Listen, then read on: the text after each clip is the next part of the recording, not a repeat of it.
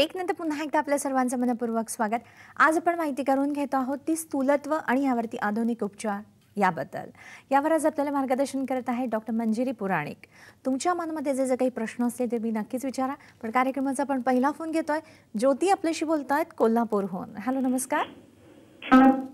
नमस्कार, बोला। माझं वय आहे 31 आहे। ओके, हां। आणि माझं वजन आहे आता आहे ते 53 आहे आणि मला माझं वजन म्हणजे 88 करायचं आहे आणि माझं शक्यतो माझी चरबी म्हणजे पोटावर दिसते।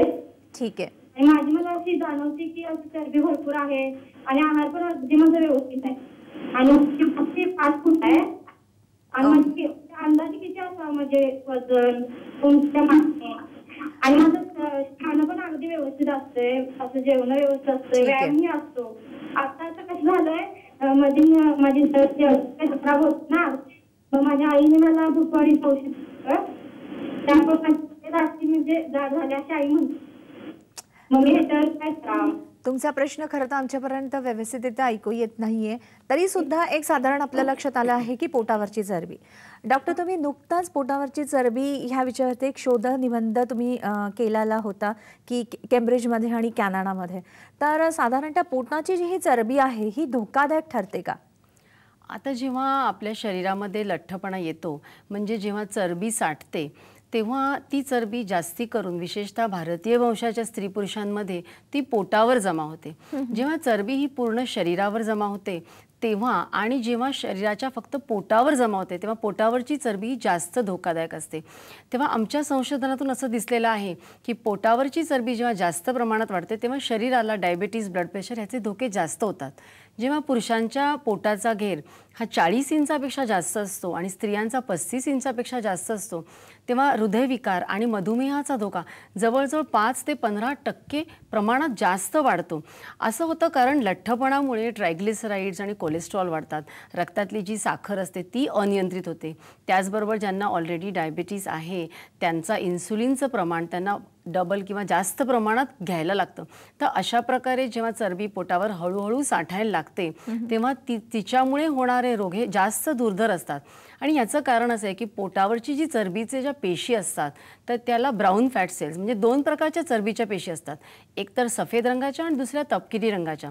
तर त्यातल्या ज्या तपकिरी रंगाच्या पेशी असतात त्या जास्त धोकादायक असतात आणि जेव्हा पोटावर चरबी जमा होते तेव्हा ती जास्ती करून तपकिरी रंगाच्या पेशी जमा झाल्यामुळे आपल्याला इन्सुलिन रेझिस्टंट डायबिटीज किंवा ब्लड प्रेशर अशा प्रकारचे रोग उद्भवतात। नक्कीच। आपण एक फोन घेऊया। डॉक्टर सीमा आपल्याशी बोलतायत नाशिकहून। हॅलो, नमस्कार। हां, नमस्कार। नमस्कार, बोला। मी नाशिकहून बोलतेय, सीमा। हां हां। मॅडम, मला असं विचारायचं आहे, माझ्या मिस्टरांचे शिफ्टची ड्युटी म्हणजे कंपनीमध्ये सर्व्हिसला आहेत ते, फर्स्ट सेकंड नाईट अशी ड्युटी असते, म्हणजे रुटीन असं आठवडाभर कुठलंच नसतं। पण त्यामुळे की काय कोणाचं पण त्याचं वजन खूप वाढलेलं आहे। त्यांनी मध्ये व्यायाम वगैरे पण बरेच करून बघितले, डाएटचं पण फॉलो केलं, पण ते काही दिवस राहतं आणि पुन्हा वजन वाढतं।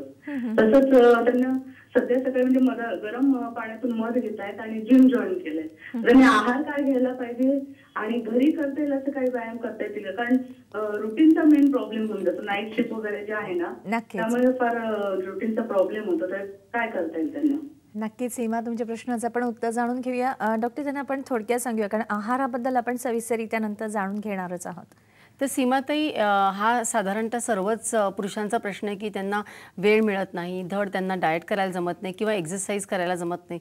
तर अशा वेळेला तुमच्या रुटीनमध्ये जे जमेल आणि जे झेपेल प्रकृतीला अशा प्रकारचं थोडंसं एक व्यायाम केला किंवा आपण डाएट कंट्रोल केलं आणि काही सोप्या सोप्या गोष्टी केल्या की गोड खाणं, तळलेलं खाणं, बाहेर तेलकट खाणं, हे जर त्यांनी वर्ज्य केलं तर मग हळूहळू त्यांचं वजन आटोक्यात येऊ शकतं। नक्कीच।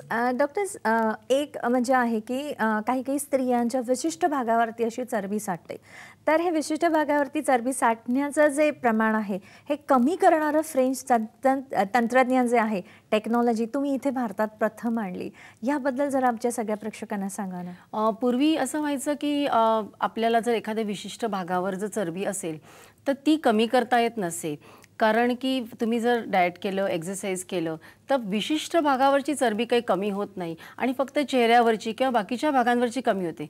पण जर आपल्याला पोटावर, मांड्यांवर किंवा नितंबांवर जर चरबी असेल तर ती कशी कमी करायची? तर अशा वेळेला एक 10-15 वर्षापूर्वी फ्रान्समध्ये एक संशोधन झालं की ज्याच्यामध्ये जर तुम्ही अल्ट्रासाऊंड लहरी, एक तीव्र अल्ट्रासाऊंड अशा लहरी जर पोटावर सोडल्या तर त्याच्या आतले जे सेल्स असतात त्याच्यामध्ये छोटे छोटे बुडबुडे तयार होऊन ते फॅट सेल्स किंवा त्या चरबीच्या पेशी कायमच्या नष्ट होतात.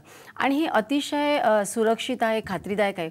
बरं, याच्यामध्ये कोणत्याही प्रकारची ऑपरेशन नाही, टाके नाही किंवा कोणत्याही प्रकारची इजा होत नाही आणि कोणीही कोणत्याही वयात म्हणजे 18व्या वर्षापासून ते 80व्या वर्षापर्यंत कुणालाही ही ट्रीटमेंट घेता येते. आता अतिशय अशा प्रकारे सुरक्षित ती आहेच आणि अतिशय खात्रीदायक पण आहे. नक्कीच. ह्या बरोबरीनेच अजून दुसऱ्या कुठल्या उपचार पद्धती आहेत का? आणि ह्या बरोबरीनेच मला असं विचारायचं वाटतं की जेव्हा आपण या उपचार पद्धतींचा वापर करतो, अवलंब करतो, तेव्हा ते कायमस्वरूपी असतं का? आता जेव्हा 18व्या वर्षानंतर आपल्या ज्या चरबीच्या पेशी असतात तर त्या पुढे काही वाढत नाहीत. तर जेव्हा तुमचं वजन वाढतं किंवा जेव्हा तुमची चरबी वाढते तेव्हा प्रत्येक पेशीच्या आतली चरबी वाढते, म्हणजे चरबीचा आकार वाढतो. परंतु जेव्हा आपण अशा पद्धतीचा अल्ट्रासोनिक लायपोलायसिस करतो तेव्हा आपण चरबीच्या पेशींची संख्या कमी करतो आणि त्यामुळे जेव्हा या नष्ट होतात तेव्हा त्या परत तयार होत नाही. तर त्यामुळे चरबीच्या जी संख्या असेल ती जर कमी झाली तर त्या प्रकारे आपल्याला कायमस्वरूपी अशा प्रकारचे रिझल्ट्स मिळतात. आणि जेव्हा अशा शस्त्रक्रिया आपण करतो त्याच्यानंतर तर पेशंटनी काही असं ठराविक अशा गोष्टी पाळाव्या लागतात का? कारण पुन्हा ही चरबी जरी निर्माण झाली नाही तर ह्या पेशी दुसऱ्या ठिकाणी निर्माण होऊ शकतात का? नक्की जेव्हा आपण एखाद्या विशिष्ट भागावरची आपण चरबी जेव्हा काढतो तेव्हा आपण सर्व सेल्स काही काढत नाही, सर्व प्रकारच्या पेशी काढत नाही, कारण शरीराला शेवटी चरबीच्या पेशींची जरूर आहेच. त्यामुळे आपण काही पेशी मागे सोडतो आणि जेवढा अनावश्यक चरबीचा भाग आहे तेवढाच फक्त काढून ठेवतो. मग अशा वेळेला पेशंटनी आपलं वजन आहे ते आटोक्यात ठेवणं जरुरीचं आहे.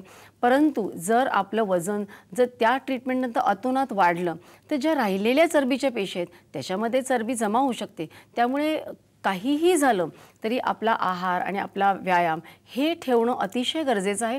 एकतर परत एकदा चरबीच्या पेशी वाढू नयेत म्हणून, त्याचबरोबर आपल्याला आरोग्य पण आपलं ठेवण्यासाठी आणि फिटनेससाठी. नक्कीच. पण डॉक्टर, आता ह्या सगळ्या आपण उपचार पद्धतीचा अवलंब केला, पण हल्ली टीव्हीवरती बऱ्याच जाहिराती असतात की काही स्लिमिंग टॅबलेट्स असतात किंवा टी असतो किंवा हिट पॅड्स असतात, बऱ्याच गोष्टी असं दाखवतात आणि जाहिरातीला भुलून आपण त्यांचा अवलंब करतच असतो. खरं तर ह्या सगळ्यांचा परिणाम आपल्या शरीरावरती होत असतो का? नेमकं काय होत असतं? आता या हल्ली आपण निरनिराळ्या ॲड्स बघतो की ज्याच्यामध्ये हीट पॅड्स आहेत किंवा व्हायब्रेटर्स आहेत, तर त्याच्यामुळे चरबीच्या पेशी काही नष्ट होत नाही, कारण एक तर ते अतिशय अशास्त्रीय आहे आणि त्याच्यामुळे अपायच होण्याची जास्त शक्यता असते. आता विचार करा की गॅसवर लोणी ठेवलं तर ते वितळतं, तसं तर काही चरबी वितळू शकत नाही. त्यामुळे हीट काय, व्हायब्रेशन काय किंवा कुठल्या प्रकारची तेलं काय ती आत जाऊन चरबी कमी होणं हे अतिशय चुकीचं आहे आणि दिशाभूल करणार आहे. आणि त्यामुळे अशा कुठल्याही दिशाभूल करणाऱ्या किंवा क्विक फिक्स ज्या पद्धती आहेत चुकीच्या आहेत त्याला बळी न पडता शास्त्रीय पद्धतीने तुम्ही जर उपचार करून घेतलेत, व्यवस्थित तज्ज्ञांचा सल्ला घेऊन, तर जास्त चांगले रिझल्ट येऊ शकतात. नक्कीच. म्हणजे अशा बऱ्याच गोष्टी असतात ज्या आपल्याला माहिती नसतात. केवळ जाहिरातींना बोलून जर आपण त्याच्या मागे गेलो तर शरीरावरती होणारे दुष्परिणाम हे ठरलेलेच असतात.